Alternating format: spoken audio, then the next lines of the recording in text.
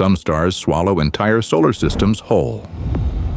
Put one of them where our sun is, and Mercury, Venus, Earth, Mars, gone. Jupiter gone.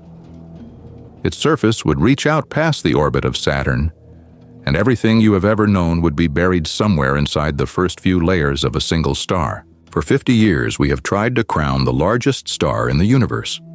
We give it a name. We put it at the top of the list. And then, every single time, the moment we measure it more carefully, the record falls apart. In 2013, one star was crowned king. It was called Scuti, and for years it sat at the top of every list of the biggest star in the universe. Then a European telescope called Gaia looked again, measured its distance more carefully, and the king lost nearly half its size overnight. This is the story of the biggest star we have ever found, and why, after centuries of looking, we still can't tell you how big it is. There's something nobody tells you about the biggest star in the universe. We have never held a ruler up to a single one of them. You can't fly to a star. You can't bounce a signal off it and wait for the echo. So how do we know that one is 1,000 times wider than the sun, and another is 2,000? For the closest stars, there's a clean trick called parallax. Watch a star from opposite sides of Earth's orbit, measure the tiny shift, and the geometry hands you the distance. Simple, honest. But parallax only works up close. The real record breakers live thousands of light years away, where that shift is far too small to trust. So for the giants, we do something much shakier. We measure how bright the star looks. We guess how far away it is. We take its temperature from its color. And from those three numbers, we calculate a size. Every one of those numbers has an error bar, and they multiply. Get the distance wrong by 20%, and the size can be wrong by a lot more. That's not me being cynical. That's the whole field admitting it. As one running catalog of the largest stars puts it, plainly, all the sizes stated in these lists have inaccuracies and may be disputed. So this is the game. There's a soft ceiling built into the physics. Theory says a star shouldn't be able to puff up much past about 1,500 times the width of the sun. Why a ceiling at all? Because a star is a constant tug of war, gravity pulling everything inward, and the pressure of the star's own light shoving outward. Swell too far, and the light wins. The outer layers get blown off before the star can grow any bigger. So when a red giant balloons out to 1,000 times the sun's width, it isn't getting heavier. It's getting bigger and emptier, a vast, thin shell of gas around a modest core. Hold on to that idea. It decides everything at the very end. Remember the number, though. 1,500. Because we're about to count up through 10 stars that walk right up to that wall, and a few that appear to smash straight through it. Let's start where you can look up and see one tonight. Number 10. Look at Orion tonight and find the bright reddish dot on his shoulder. That's Betelgeuse, and it is already so large that if you dropped it where our sun is, Earth would be sitting somewhere inside it. Recent measurements put Betelgeuse at around 640 times the width of the sun, and it sits roughly 640 light years away. Close enough in astronomical terms that we can watch its surface churn and boil. Its cousin, Antares, the red heart of Scorpius, is close behind at about 680 times the sun. On the scale of what's coming, these two are the small ones. But Betelgeuse earns its spot for a different reason. It's the closest giant that is visibly, actively dying. In late 2019, Betelgeuse did something that scared astronomers. It dimmed, hard, losing more than half its brightness over a few months. The internet decided it was about to explode. It wasn't. It had coughed out a cloud of dust and hidden behind it. But here's the part we only worked out recently. In 2024 and 2025, astronomers confirmed Betelgeuse has a hidden companion. A smaller star, nicknamed the Beetle Buddy, orbiting close and stirring the giant up. And someday, maybe in 100,000 years, maybe tonight while you sleep, Betelgeuse will collapse and explode as a supernova. When it does, it won't be a faint smudge. For weeks, there will be a second point of light in your sky bright enough to see in full daylight. A dying giant, close enough to watch. But it is nowhere near the biggest. Not even close. Number 9 takes us back more than 200 years. In 1783, the astronomer William Herschel pointed his telescope at the constellation Cephei and found a star so darkly, unnaturally red that he called it a very fine, deep garnet color. We still call it the Garnet star. Its catalog name is Mu Cephei, and Mu Cephei is where our measurement problem stops being theoretical and starts getting embarrassing. How big is it? Depends who you ask. One study says 1,000 times the sun's width. Another says 1,200. Others land at 1,259, or 1,420, or a full 1,500. Look at that spread. That's not 5 different stars. That's one star measured 5 different ways by careful people, and they can't agree within 50%. This is the quiet scandal underneath every biggest star list you've ever seen. The numbers look confident. Cross the line into the actual research and they wobble. And Mu Cephei matters for one more reason. At somewhere over 1,000 times the sun, it has already climbed past that soft ceiling I told you to remember. The 1,500 wall that theory says stars shouldn't cross. It's brushing right up against it. The next few stars won't brush against it. They'll appear to walk straight through. But before we get to the ones that break the rules, we need to talk about the stars that won't sit still. Number 8 isn't one star. It's a warning about all of them. Meet VX Sagittarii and V354 Cephei, 2 red monsters in our own galaxy, measured at roughly 1,350 and 1,245 times the width of the sun. Big numbers. But here's the twist that lands them at number 8. These stars don't have a fixed size. They pulse, swelling and shrinking like a slow cosmic heartbeat over months and years. As VX Sagittarii breathes through a cycle that runs well over a year, its brightness alone swings by a huge factor, and its actual width shifts by hundreds of times the sun. Measure it at the top of that breath, and again at the bottom, and you get 2 different answers for the same star. Think about what that does to the question we're asking. When you say, "How big is that star?" a real astronomer has to answer with another question. Big when? At the top of its breath or the bottom? And it gets worse. These giants don't even have a solid surface. There's no clean edge where the star stops and space begins. Only gas getting thinner and thinner until you can't call it star anymore. Where you draw that line is partly a judgment call. So when you see a single confident number for the size of a star like this, remember, it's a snapshot of something that is breathing, with a blurry edge, seen from thousands of light years away. We're not measuring a marble. We're measuring a cloud that's pretending to be a marble. Keep that in your head. Because the next star was, for years, ranked far bigger than it is. Number 7. VY Canis Majoris. For a long time, this was the poster child for biggest star in the universe, and the poster was wrong. Back in the 2000s, some estimates pushed VY Canis Majoris out to 1,800, even 2,100 times the width of the sun, comfortably past the theoretical ceiling.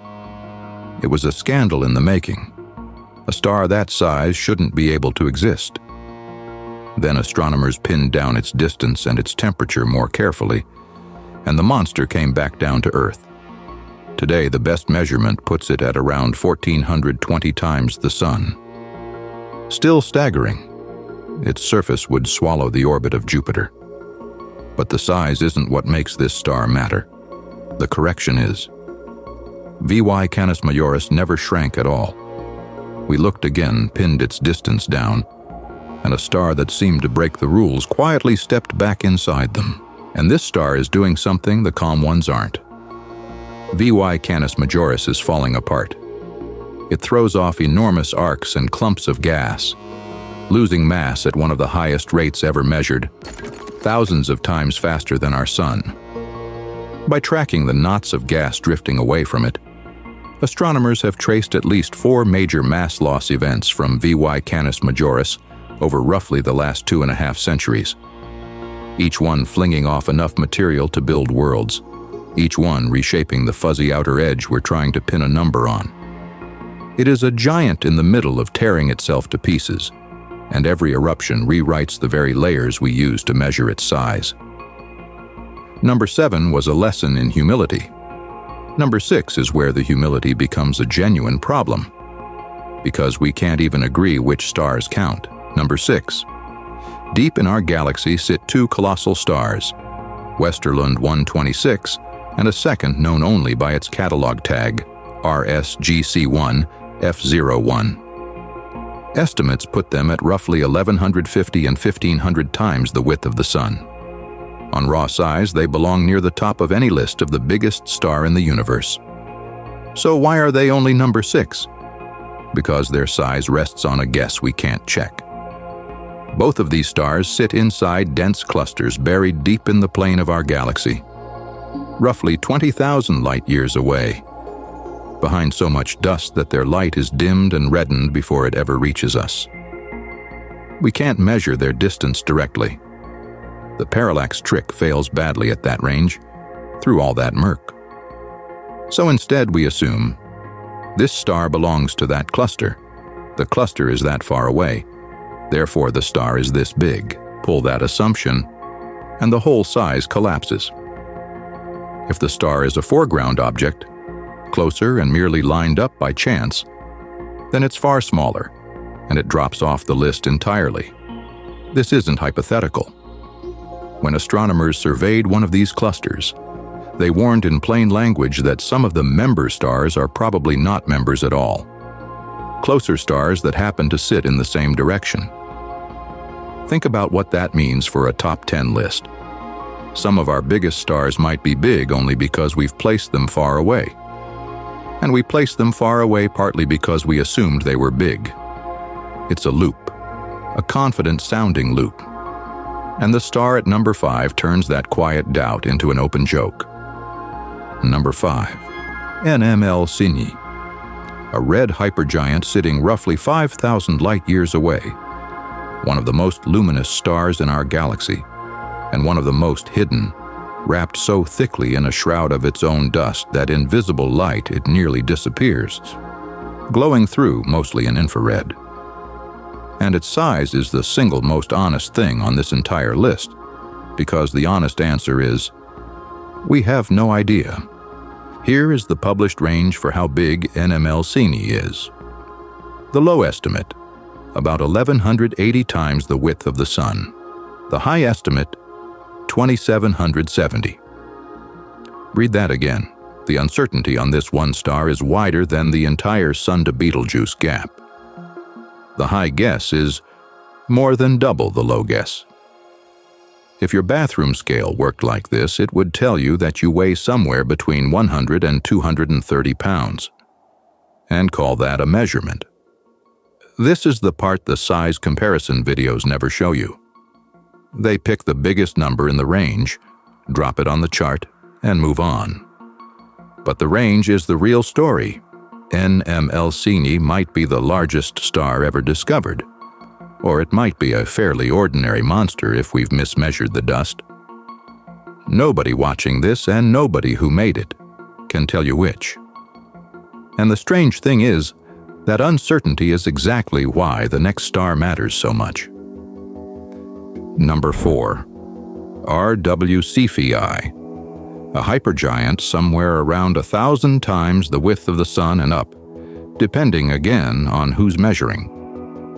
Big enough that a beam of light would need the better part of an hour to crawl from one edge of it to the other. But RW Cephei doesn't make the list for its size. It makes the list because we watched it change. Starting around 2022, RW Cephei went dark, a great dimming like Betelgeuse's, but deeper. And when astronomers at Georgia State turned a specialized telescope array on it in 2024, they didn't see a fainter star. They saw a lopsided one. The surface was uneven, brighter on one side, smothered on the other, as if the star had belched out a continent-sized cloud of its own material and was hiding behind it. We were, for the first time, watching the face of a hypergiant deform in near real time. Not a diagram, not an estimate, a giant caught in the act of coming apart. And that word, watching, is the whole turning point of this list. For number 3, number 2, and number 1, we stopped calculating for a moment, because we finally started to see. Number 3.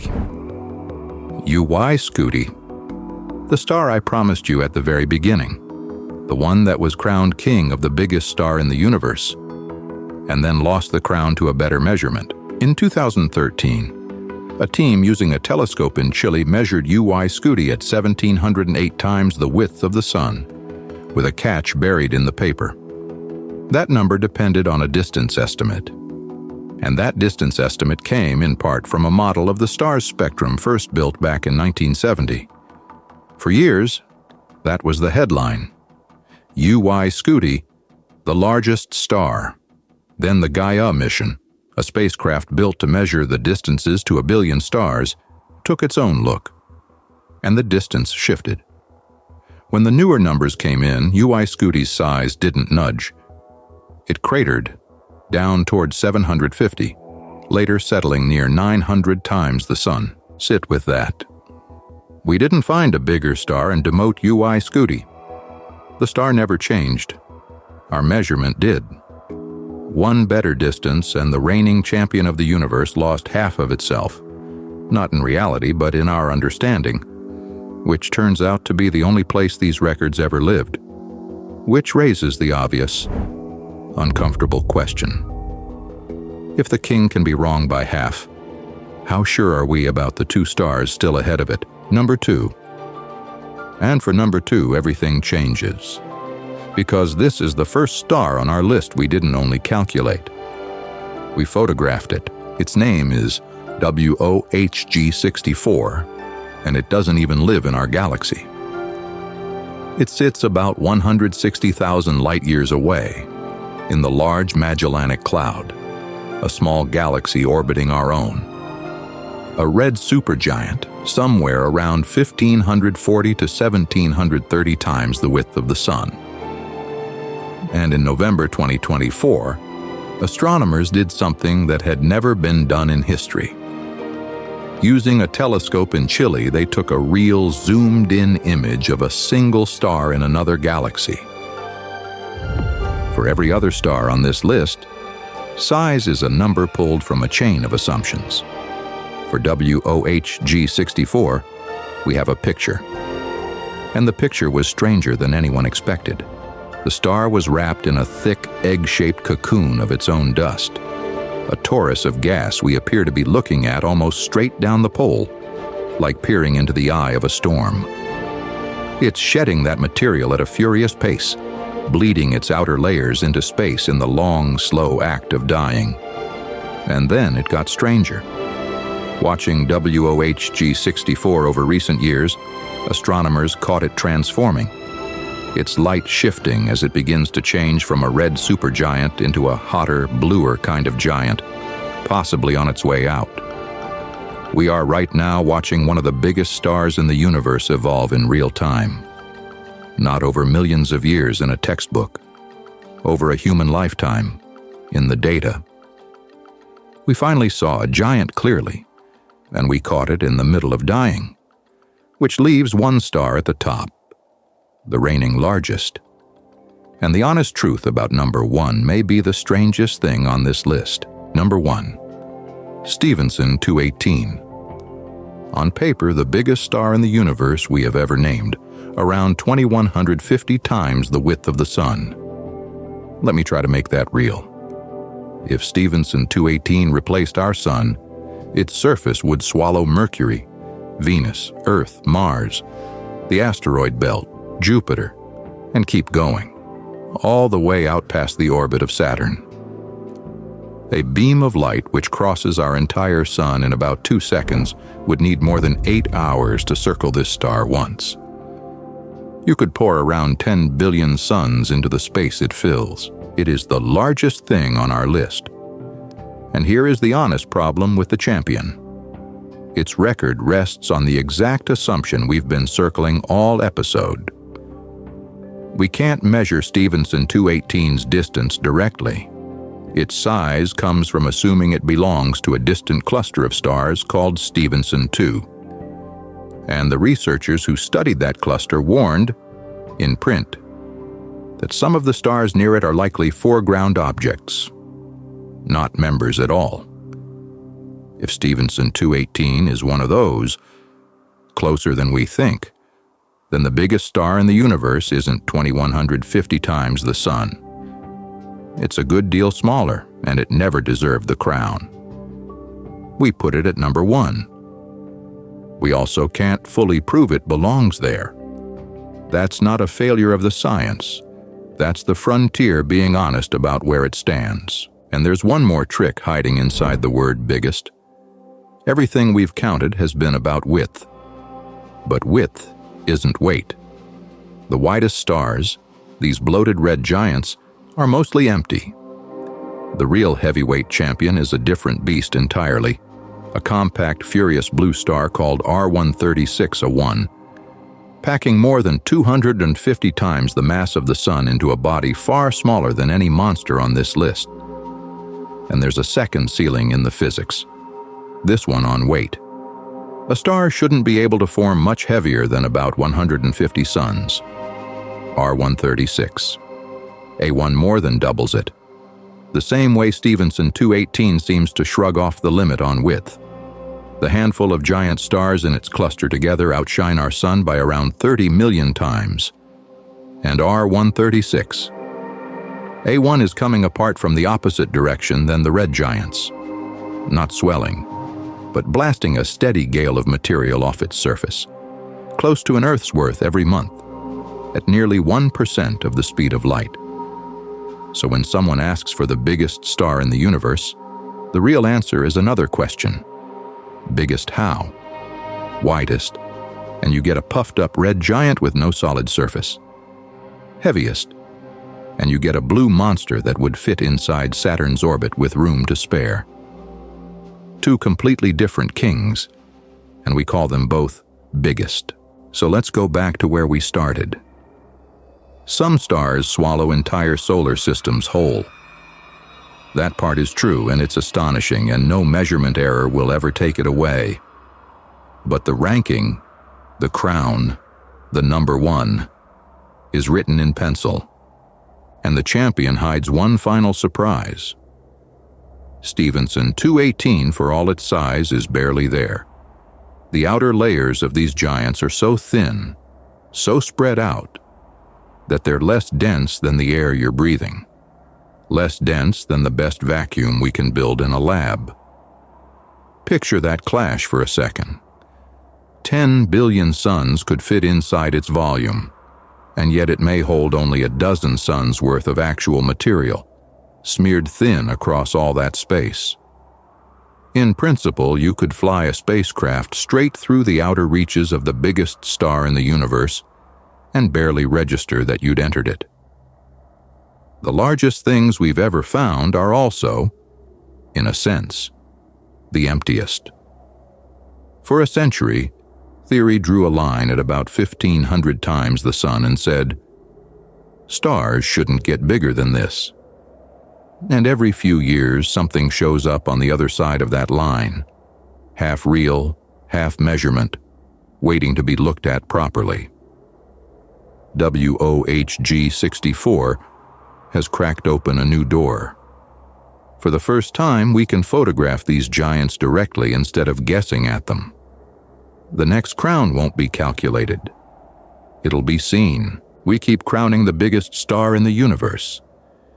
And we have been wrong every single time. We've given it a name. We've put a number on it. but we can't promise you it's the real one. And somewhere past the edge of what our telescopes can resolve, something larger is almost certainly out there already, waiting in the dark to dethrone a king that was never quite sure of its own crown.